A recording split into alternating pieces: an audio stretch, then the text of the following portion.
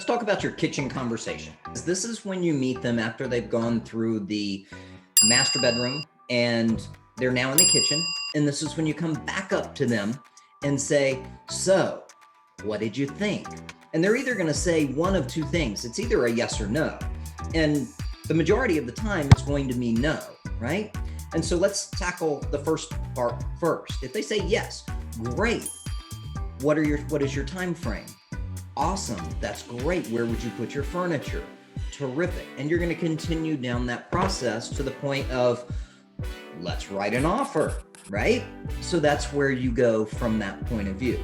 Now that's not going to happen that often, but then more than likely you're going to hear no, it really doesn't work for me, because most of the time it won't work for them. That's just the reality of open houses.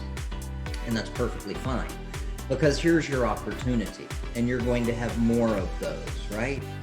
So your opportunity is, what about it doesn't work for you? And they're going to tell you, well, I'm not sure if I like the closet. It's not big enough. Maybe this kitchen is not right, whatever it happens to be.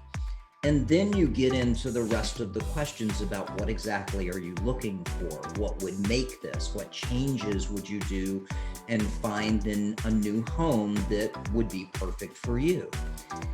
And that's why you have your 3-ring binder with all of the other homes and properties that are available that are in that neighborhood, as well as some of the close and surrounding neighborhoods as well. And keep in mind too, also the price point before and the price point after. So for example, if they're looking in the $250,000 price point or $300,000 price point, let's say, you're not only going to have 275 to 325, but you're also going to have 250 to 275, and you're going to have 325 to 350. In a perfect world, you will have already looked through all of those properties and know exactly what's available, so that you can have that conversation with them from a place of confidence and knowledge and control the actual process from here forward.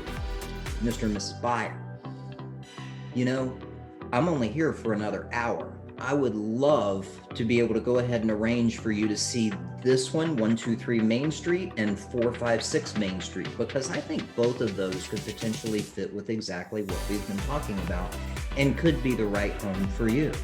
Oh, wow, that's perfect. That's great. Awesome. Let me do that. Meet me back here in an hour and let's go take a look at it, right? Or I'd be more than happy to send you those and let you take a look at those. What is your email address? What is your phone number?